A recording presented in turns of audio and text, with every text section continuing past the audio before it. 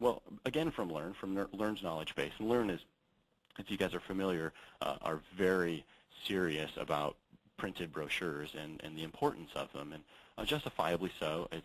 It's worked for a very long time, and I think Learn is afraid of trying and experimenting in a down economy. But here in this brochure zen of theirs, this very peaceful place where the brochure is the end-all and is always the flagship, we get comments like, this is a quote from a recent publication.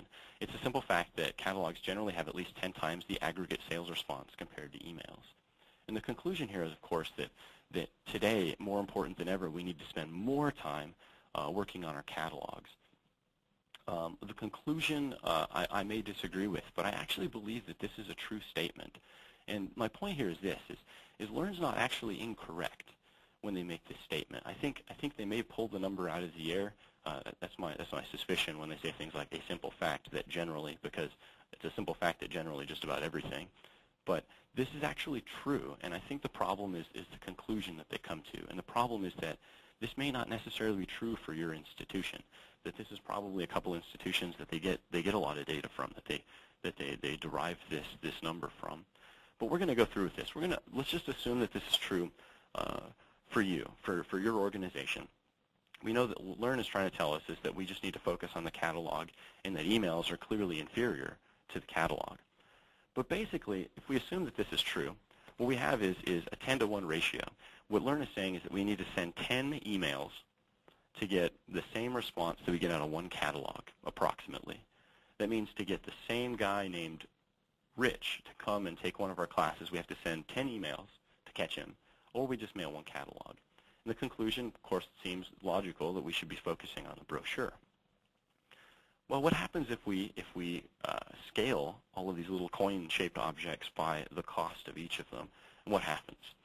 Well, catalogs these days, even mailed in bulk, with printing costs and all the costs associated with them, are about 50 cents a piece. And that gets to be pretty expensive compared to emails, which can be as cheap as a penny a piece.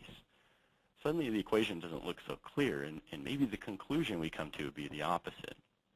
Again, I'm going to warn you, this is apples and oranges here, so the question about how much each of these costs is a little bit misleading. So we're going to jump into talking about that vernacular. We already learned from the last two questions of the experts that what we really need is a common language here. So what's the ROI of each? Well, that being said, it takes 10 emails or 10 cents to get someone to come in, and where it takes 50 cents of catalogs means that an email has approximately 5 times the ROI of catalog.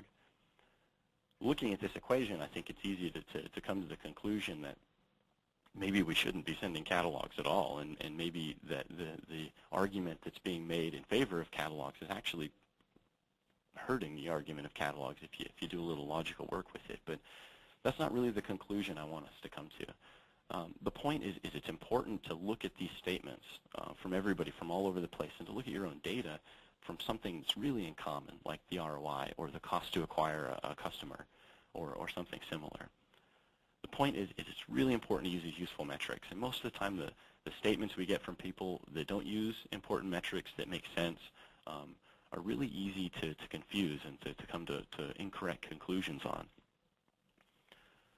So what you do need to know, there's a problem here, and the problem is this, is that we probably need all of these efforts because there's interaction between catalogs, and there's interaction between emails and catalogs, and there's interaction between emails, catalogs, and the website. So dropping one or not dropping one or just blindly putting effort into another could potentially hurt the ROI of that. If for example, our emails are meant to drive everybody to the website, if we focus just on sending out really nice emails and sending them often, and we forget to update our website, and people go to that website that we've forgotten about, that's really going to hurt our track record, and likely is going to decrease the ROI of those emails. And the same could be said for catalogs. If the catalog updates and you get this brand new look of it, and the layout's completely different, and it looks really sharp and crisp, and you send it out, send people to the same old website, that might hurt your track record. I'm not saying that you need to update everything altogether, but you can see the interaction between all of these things. So the question isn't really, should we do one or shouldn't we? And the proper conclusion, of course, is never just stop doing one. And I don't think that's what Learn was suggesting either, although they never do really defend emails. But another important point is this: is that we need to know the ROI of those activities so we can intelligibly decide what are good activities and what are bad activities. And if we're not measuring activities, there's a pretty good chance that some of those are bad, especially if we're not measuring half of them. So we need to sit down and we need to figure out the ROI of everything that we're doing is, because we don't want to waste money, and we don't have the money to waste today. Once we have those ROIs, we need to work constantly to improve them. If we have a bad ROI, we want to find out how to make it better. If we have a good ROI, we want to figure out how to make it great. So we can have a flagship, and if that's the brochure or the email or website, whatever it is for you is really what's important, and that's what's going to drive the balance that we need to create. We really need to work on optimizing all those ROIs, and part of that optimizing overall ROI is going to mean dropping a lot of activities, I believe, for some organizations. And lastly, I'm going to tell you that what you don't need is an expert to tell you, and what I meant here was not to give you good advice, but you don't want an expert to tell you what the numbers are, because there's a good chance that the numbers for you are different, and you have to know for yourself. And luckily, you're taking registrations, and your organization is taking registrations, and you're tracking metrics with your email system, and you have these numbers here, so you don't need to rely on what they tell you. It is nice to get a little bit of advice from the experts on what those numbers are going to mean and what you can do with them, but expert advice can sometimes be misleading, and it's important to really break it down and make sure that it's logical. But I'm here to reassure everybody that there is a solution to the problem, and we absolutely can be very relieved by it, by the solution. There are a couple of problems I guess we could address at the same time, but here's the relief. This is all the relief we've got.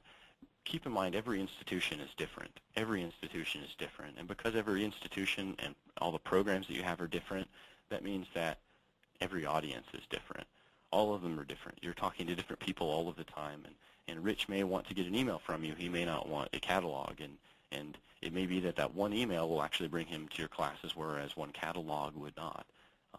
It can all depend a lot, and I'm pretty sure a lot of us know that. The second bit is, of course, that we need to make good decisions by comparing apples to apples. We need good data so we can make good decisions, and the better the data we have, the better decisions that we can make. And finally, this last little bit of relief I'm going to give you is that ROI has your back, or other marketing metrics as well. That we can depend on it, and if we use ROI as a standard, we can compare all of the activities that we have with our own and with other institutions, etc. But we need to make sure that we're doing that for everybody, for all of our activities. And just a little bit more for everybody, just a little coaching. I just want to let everybody know that you absolutely can intelligibly know how many catalogs you should be sending based on quarterly goals and historical success. You can determine the optimal number to send. You can know this, and you can argue for it. You can know how many emails you should be sending and when you should send them and who you should send them to, and you can know what layout is good and what types of content are good. These are things that you don't necessarily need to think are going to be good. You can know these things. You can know what the best one is. And I'm also going to tell you can spend less. And at the same time, you can make more money doing it, and you know, more so now than ever is this important, right? I mean, it's been tough on all of us, and just maintaining the ship at where it's at has been pretty difficult. So to grow is going to require that we make these cuts, but we're going to need to make the cuts that work, that help us grow, and I'm going to let you know that it's possible. And the last bit, and this is a little bit about the whole, you don't need an expert to tell you what the numbers are. All you need is your own data.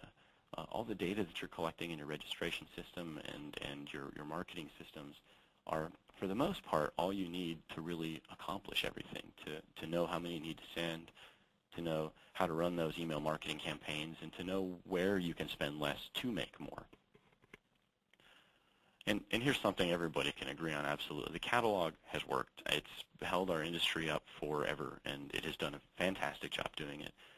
Email works, and entire businesses are dependent upon this fact that email works. We're not looking for little tweaks here and there. We're not looking for color scheme changes or layouts. That's not what we're talking about today. Today we're talking about making improvements to what is working and making them better all of the time, and that's really what we're going to struggle for.